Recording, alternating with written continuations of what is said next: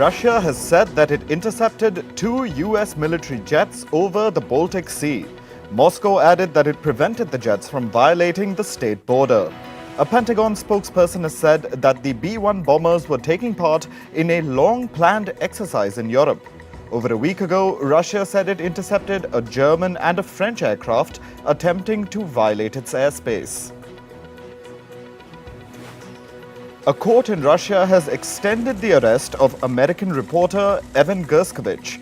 The arrest has been extended by 3 months. Gershkovich was arrested in March this year on espionage charges while he was on a reporting trip to Russia. The US government has said that the journalist has been wrongfully detained. Washington has demanded his immediate release. The Indian Prime Minister Narendra Modi held talks with his Australian counterpart Anthony Albanese in Sydney. The two leaders focused on boosting bilateral ties in trade, investment, defence and renewable energy.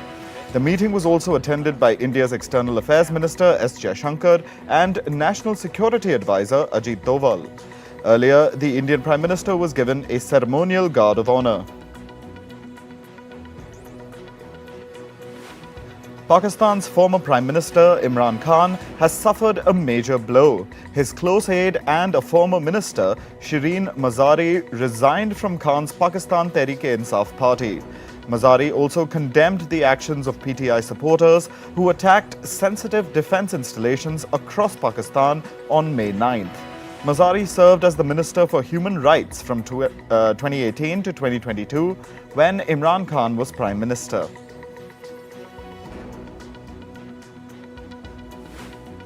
Iranian President Ibrahim Raisi visited Indonesia. He met his Indonesian counterpart Joko Widodo in the city of Bogor.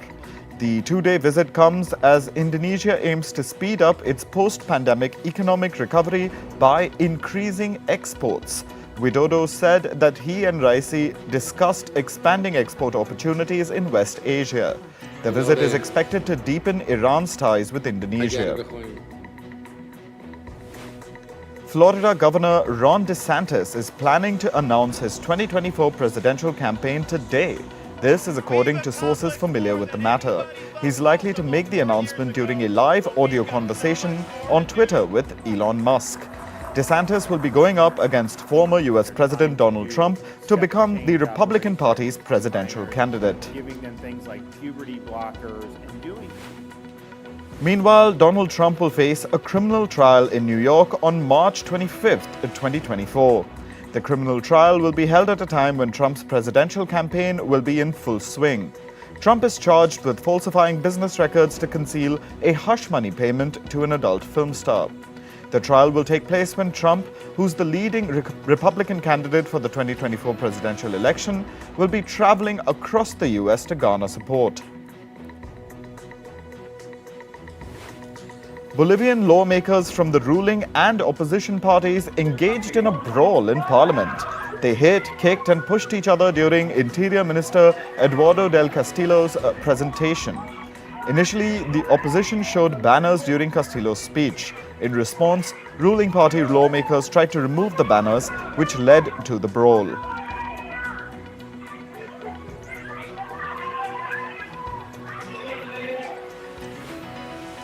In South Africa, deaths from cholera rose to 15 in the country's Gauteng province. Almost 100 people are seeking treatment, while 37 have been admitted to wards. Health officials have declared a cholera outbreak in the country.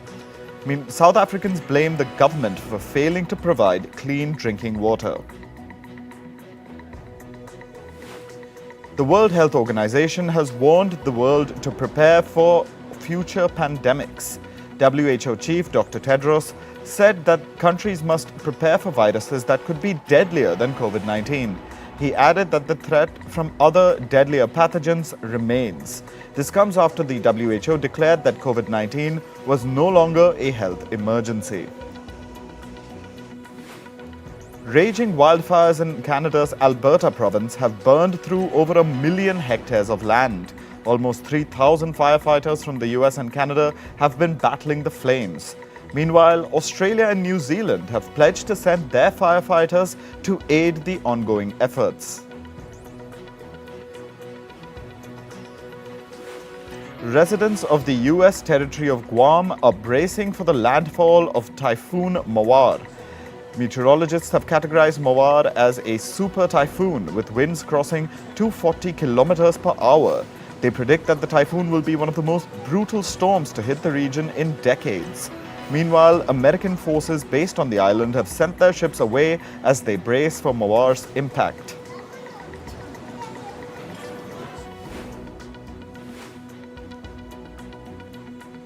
Torrential rainfall has caused flash floods across southeastern Spain. The flash floods come after heavy rainfall hit the region after a 6-month drought. Excess water entered homes, submerged vehicles, and led to the closure of roads. Meanwhile, Spanish authorities have shut down schools and other public services.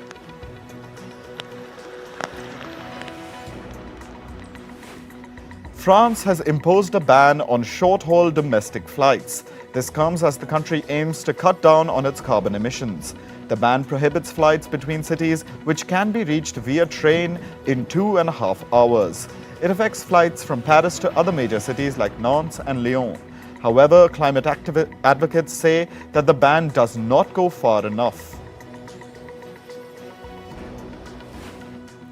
Australia has put an end to logging in the native forests of Victoria State. The announcement comes 6 years earlier than previously planned. The government decided that bushfires and legal campaigns made logging economically and environmentally unviable. Meanwhile, new schemes will provide jobs to workers in the timber industry who will be affected by the logging ban.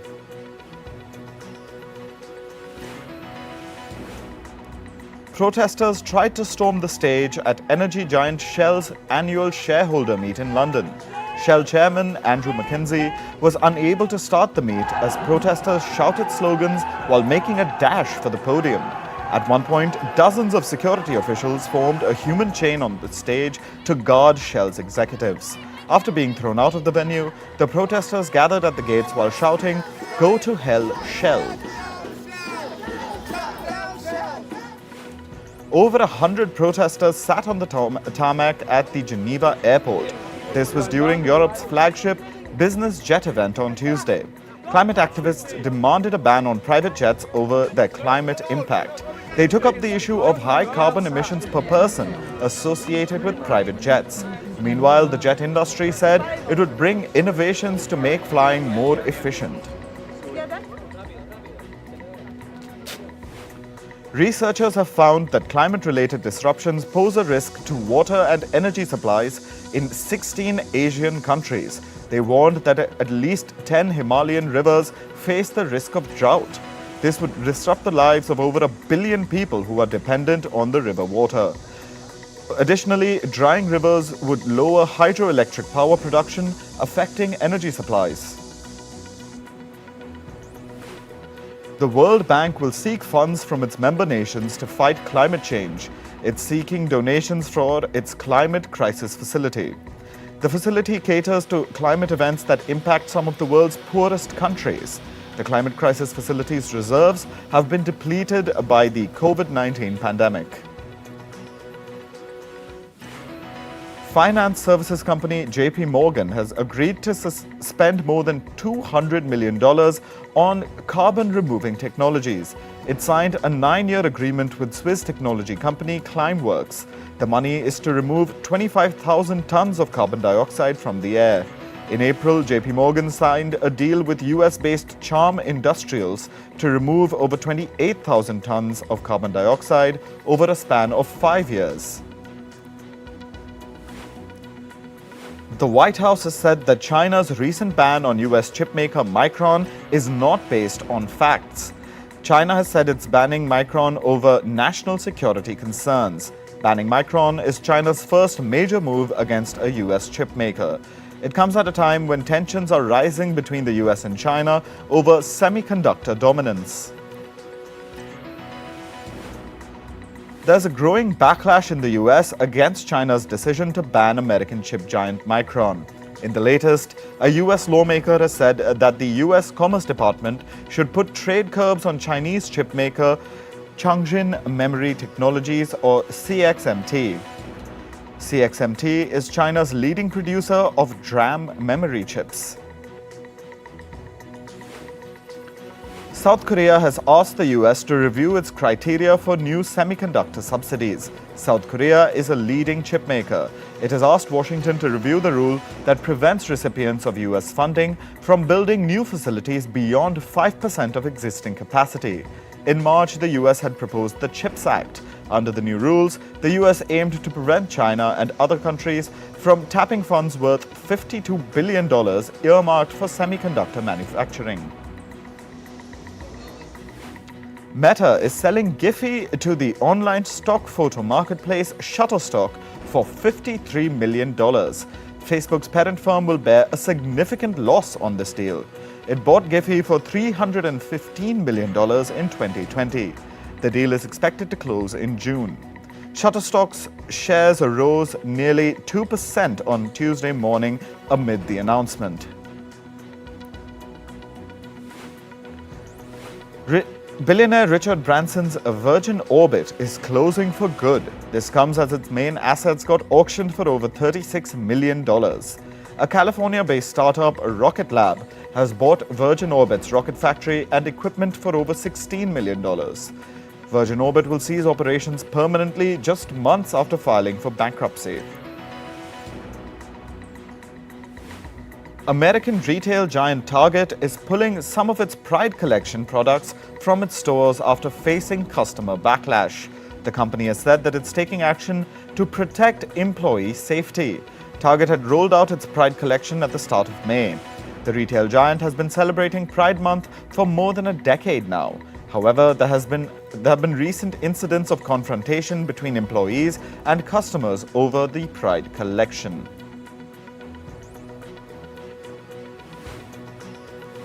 US-based artificial intelligence company Anthropic has raised $450 million from investors, including Google and Spark Capital. Anthropic is an AI startup that is competing with OpenAI in building AI foundation models. The latest round brings Anthropic's total funding to nearly $1 billion. The company has not disclosed its valuation. The Mexican government has said that it's looking at the possibility of buying a majority of shares in Citigroup's local retail unit, Banamex. Mexican President López Obrador has said that buying the unit will be good business. This comes amid rumors that Grupo Mexico's owner, German Larea, is dropping out of the bidding process amid a dispute with the government. German music streaming service SoundCloud has announced that it will lay off around 8% of its global staff. The layoffs will affect 40 positions. This comes after the company had laid off 20% of its employees in August last year. SoundCloud CEO Elias Seton said that this is a challenging but essential decision to ensure the health of the business. Former professional basketball player Shaquille O'Neal has been sued over his cryptocurrency promotions. He's been accused of violating securities law by selling unregistered Astrals tokens. The lawsuit claims that O'Neal promoted the tokens despite being aware of potential regulatory issues. O'Neal launched the Astrals project in 2022. Now on to sports. Chennai Super Kings beat Gujarat Titans by 15 runs in yesterday's IPL playoff. The game was played at Chennai's M.A. Chidambaram Stadium. Host Chennai batted first. Ruturaj Gaikwad scored 60 runs as Chennai set a total of 172 runs in 20 overs. Gujarat started the chase strong. However, Chennai's spin attack caught the visitors off guard. They were bowled out for 157 runs. With the win, Chennai are through to the IPL finals. This is the 10th time in IPL history that CSK have reached the finals. West Indies batter Devon Thomas has been suspended for alleged match fixing. The International Cricket Council charged Thomas on 7 counts of corruption. 33-year-old Thomas allegedly agreed to fix matches in the Lanka Premier League back in 2021. He's been given 14 days to respond to the charges. In football, Spanish authorities have arrested 7 people over alleged hate crime against Real Madrid player Vinicius Jr. Of the 7, 3 were charged for racism against Vinicius during the match against Valencia CF. Meanwhile, the remaining 4 were charged in connection with the hanging of an effigy of Vinicius back in January. Valencia have been penalized for the conduct of their fans against Real Madrid and Vinicius Jr. They've been fined over $48,000 by the Spanish Football Federation. Additionally, the club's south stand has been partially closed for the next 5 matches. Real Valladolid snatched a 3-1 victory at home against newly crowned La Liga champions Barcelona. The hosts scored twice in the first half. They extended their lead to 3-0 after Gonzalo Plata scored in the 73rd minute. Robert Lewandowski pulled one back for Barcelona in the 84th minute. With the win, Valladolid have climbed out of the relegation zone. In the Saudi Pro League, Al Nassr rallied from behind to beat visitors Al Shabab 3-2. Ronaldo's screamer from outside the box helped its side make a comeback in the second half. He was mobbed by his teammates as they celebrated the win. Al Nassr are now placed second in the league, 3 points behind leaders Al Ittihad. In basketball, Boston Celtics beat Miami Heat in Game 4 of the Eastern Conference Finals. Celtics dominated Heat 116-99 to keep their playoff hopes alive. Jason Tatum scored 33 points to secure Boston's victory. However, Miami still lead Boston 3-1 in the best-of-7 series. They are now 1 win away from reaching the NBA Finals.